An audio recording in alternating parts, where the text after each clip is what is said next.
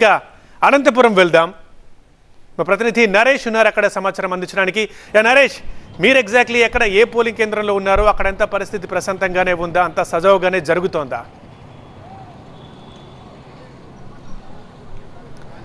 Okay, right. Naresh దగ్గరికి మళ్ళీ వెళ్దాం. సో ఏపీలో ఇక పోలింగ్ ప్రారంభమైంది. 40 నిమిషాలు ముగుస్తోంది. అందరూ తమ ఓటు హక్కుని ముందుగానే వినియోగించుకుందాం అనే ఆలోచనతో ఉన్నారు. సో అందరూ ముందుగానే వస్తున్నారు, ఓటు హక్కు వినియోగించుకుంటున్నారు, వెళ్తున్నారు.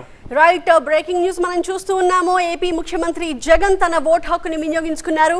కడప జిల్లా భాకరాపురంలో తన ఓటు హక్కుని వినియోగించుకున్నారు ముఖ్యమంత్రి జగన్. సో ప్రముఖులంతా కూడా ఒక్కొక్కరు పోలింగ్ కేంద్రాల దగ్గరికి వెళ్ళి తమ ఓటు హక్కు వినియోగించుకుంటున్న పరిస్థితిని మనం చూస్తూ ఉన్నాము.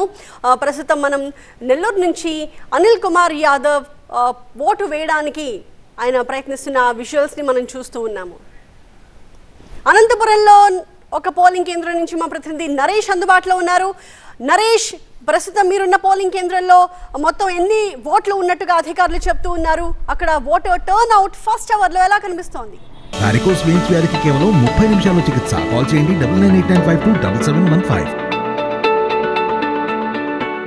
ఉదయం 6 గంటలకల్లా ఖచ్చితంగా మాక్ పోలింగ్ అయితే కూడా ప్రారంభమైంది. ఏజెంట్లు కూడా దగ్గరుండి మరి ఈవీఎం మెషిన్లు ఓపెన్ చేసిన తర్వాత ఎన్నికల సిబ్బంది వారికి మాక్ పోలింగ్ చేసి చూపించారు. కొద్దిసేపటి క్రితం అంటే 7 గంటలకు ఎగ్జాక్ట్గా పోలింగ్ కూడా ప్రారంభమైంది. కొద్దిగా ఇప్పుడే పబ్లిక్ అంతా కూడా వచ్చి తమ ఓటు హక్కు వినియోగించుకుంటున్నారు. ఇక్కడ ఒకసారి మనం చూడవచ్చు, ఈసారి మోడల్ పోలింగ్ కేంద్రాలంటూ కూడా ఎన్నికల కమిషన్ కాస్త వినూత్నంగానే పోలింగ్ కేంద్రాలన్నింటిని కూడా డెకరేట్ చేస్తున్న పరిస్థితి. ఓట్ ఫర్ బెటర్ ఫ్యూచర్ పేరుతో ఇలా రంగురంగుల కలర్స్తో ముగ్గులు వేయటం కావచ్చు, అదేవిధంగా అలంకరించడం కావచ్చు, బెలూన్స్ పెట్టి మొత్తం పోలింగ్ కేంద్రాల వద్ద మాత్రం ఇలాంటి వాతావరణం కనిపిస్తుంది. 7 గంటలకి ఎగ్జాక్ట్గా పబ్లిక్ అందరూ కూడా కొద్దిగానే పోలింగ్ కేంద్రాలకు చేరుకుని తమ ఓటు హక్కును వినియోగించుకుంటున్నారు. ఉమ్మడి అనంతపురం జిల్లా వ్యాప్తంగా మొత్తం 14 అసెంబ్లీ, 2 లోక్సభ స్థానాలకు ఇవాళ ఎన్నికలు జరగబోతున్నాయి. ఒకసారి పోలింగ్ కేంద్రం లోపలికి వచ్చిన తర్వాత చూస్తే ఏదైనా ఎమర్జెన్సీ అవసరమైతే ఎవరైనా క్యూలలో నిలబడి పడిపోతే కూడా వారి కోసం అని చెప్పేసి ప్రత్యేకంగా ఫస్ట్ ఎయిడ్ సెంటర్ని ఏర్పాటు చేయటం, అదేవిధంగా